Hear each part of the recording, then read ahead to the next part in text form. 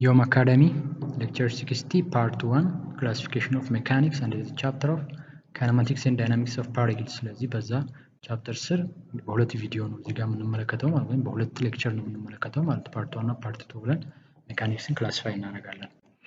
ኦኬ ኮንተንታችን ክላሲፊኬሽን ኦፍ ሜካኒክስ፣ ስታቲክስ፣ ዳይናሚክስ የሚሉትን ተርሞች እንመለከታለን። ኦኬ እንግዲህ ሜካኒክስ በሁለት መልኩ ክላሲፋይ ነው ወደ ስታቲክስ እና ወደ ዳይናሚክስ ማለት ነው። እንግዲህ እኚህ ሁለቱን ኮርስ አሴ ኮርስ ትማራላችሁ። ስታቲክስ ተብሎ ብቻውን አንድ ኮርስ፣ ዳይናሚክስ ተብሎ ብቻውን አንድ ኮርስ ትማራላችሁ። መቼ?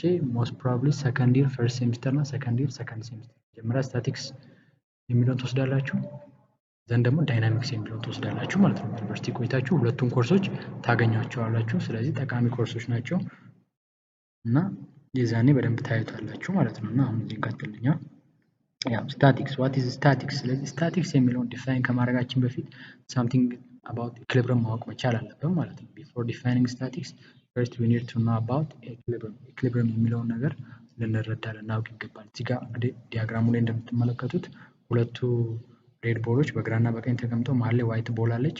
ስለዚህ ያ ነገር አት ኢኩሊብሪየም ቆሟል ማለት ነው። ሞሽን የለም፣ ከፍ ዝቅ አፕ ኤንድ ዳውንም የለውም፣ ወደዚህ ሮቴሽን የለውም። ስለዚህ ያ ነገር አት ኢኩሊብሪየም ነው ማለት ነው። ስለዚህ ኔት ፎርሱን እና ኔትወርኩ ዜሮ ናቸው ማለት ነው።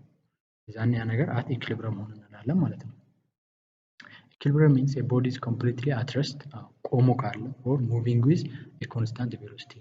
That is zero acceleration. ምክንያቱም at constant velocity ያ ነገር ተጓዘ ማለት change in velocity with change in time ዜሮ ነው። ያ acceleration ዜሮ ነው። acceleration ዜሮ ከሆነ ደግሞ net force ምንድን ነው? mass time acceleration ነው። net force ዜሮ ነው። or ያ ኦብጀክት at rest ከሆነ acceleration ቶታሊ የለውም መጀመሪያው፣ ስለዚህ ዜሮ ነው ማለት ነው። ስለዚህ net force ዜሮ ነው ማለት ነው ያ ነገር እና ኔትወርኩ ዜሮ ነው። ስለዚህ conditions of equilibrium, first condition of equilibrium net force is equals to 0 ነው።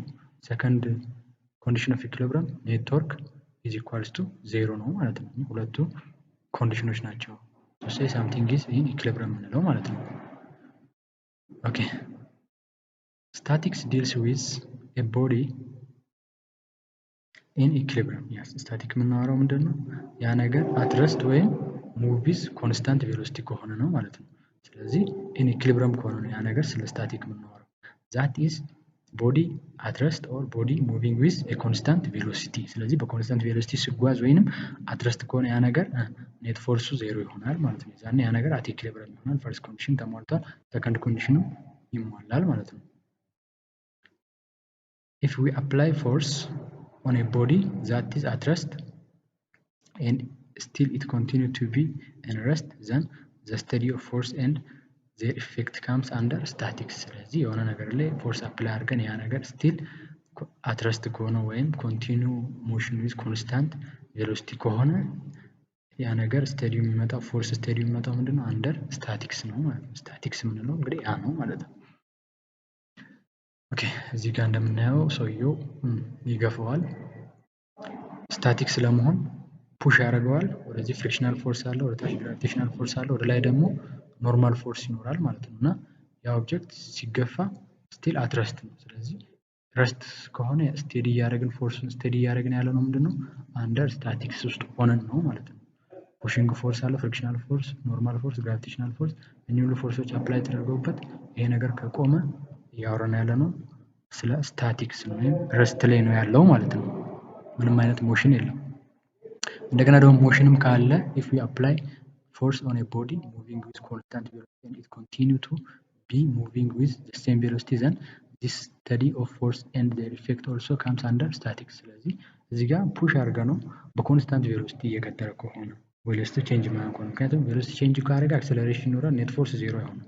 ስለዚህ በኮንስታንት ቬሎሲቲ ሙቭ የሚያደርግ ከሆነ ያ ነገር ስቲል አሁን አንደር ስታቲክስ ነው ማለት ነው። ፎርሱ ስተዲ የሚደረገው ኦኬ hence in all cases the net force or net torque acting on the body should be zero. yeah generally statics is defined as the branch of engineering mechanics እንግዲህ ሜካኒክስ ነው የተከፈለው which deals with force and their effect acting upon the bodies which are and remains in equilibrium. ስለዚህ equilibrium ላይ ከሆነ ያ ነገር at rest ወይም motion with constant velocity ከሆነ ያ study of force ምንድነው? under statics ነው። ስለዚህ statics እናወራ ምንድነው? ሁሌም rest ወይም constant ቬሎሲቲ ሞሽን ነው ማለት ነው። ኔት ፎርሱ ዜሮ ነው፣ ቶርኩ ኢኳል ይሆናል ወይም ኔትወርኩም ዜሮ ይሆናል። የዛኔ ያ ነገር አት ኢኩሊብሪየም ነው።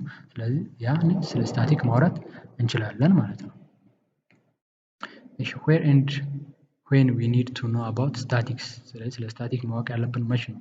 መጀመሪያ we need to know about statics to determine how much force a bridge can withstand ስለዚህ እዚህ ጋር ብሪጁ የቆመ ነው አይደል? ስታቲክ የቆመ ነገር ነው። መኪናዎች በላዩ ላይ ያልፋሉ። ስለዚህ ምን ያህል ፎርስ ይሄ ስታቲክ የሆነ ኦብጀክት ምን ያህል ፎርስ ኬሪ ማድረግ ይችላል የሚለው የምንረዳው ወይም የምናጠናው በምንድን ነው? በስታቲክስ ነው ማለት ነው። ስለዚህ አትረስት ስለሆነ ቦዲ ስለሆነ ማለት ነው። ሌላኛው the force a dam needs to withstand from the water እዚህ ጋር ፎርስ ወተሩ ስታቲክ ሆኖ ይቀመጣል። ስለዚህ ይሄ ነገር ምን ያህል ያን ፎርስ መቻል ይቋቋማል ዳሙ ማለት ነው። ግድቡ ምን ያህል ይችላል የሚለውንም እዚህ ጋር የምናጠናው አንደር ስታቲክ ነው ማለት ነው። cables and string a bridge with a cable in stationary position in mechanical system also comes under the static ስለዚህ እንደዚህ ብሪጆች የምናያቸው እነዚህም ስተዲ የሚደረጉት ስታቲክን በማወቅ ነው ወይም ኮንሲደር የሚደረጉት አንደር ረስት ተደርጎ ነው ፎርሳቸው አናላይዝ የሚደረገው ማለት ነው። ስለዚህ እንደዚህ አይነት ነገሮች ያስፈልጋል ማለት ነው። ኦኬ ሌክቸር 16 በዚህ መልኩ ጨርሰናል። ሌክቸር 60 ፓርት 1 ሌክቸር 60 ፓርት 1 በዚህ መልኩ አልቋል። ፓርት 2 ይቀጥላል ማለት ነው። ስለዚህ ያው ስለምትመለከቱ እናመሰግናለን። ቻናላችንን ሰብስክራይብ ማድረግ አትርሱ። ሁሌም እንደምንለው እኛ ፊዚክስን A+ አምታችሁ ቢዮንድ ዘ ግሬድ እንድታስቡና ዩኒቨርሲቲ ቆይታችሁ ጥሩ እንዲሆኑ እና ያው ሼር አድርጉ ለብዙ ኢትዮጵያውያን እንድንደርስ ቪዲዮአችንን ሼር አድርጉ፣ በኮሜንት ደግፉን። እናመሰግናለን ሁሌም ስለምትመለከቱ። ቴንክ ዩ በጣም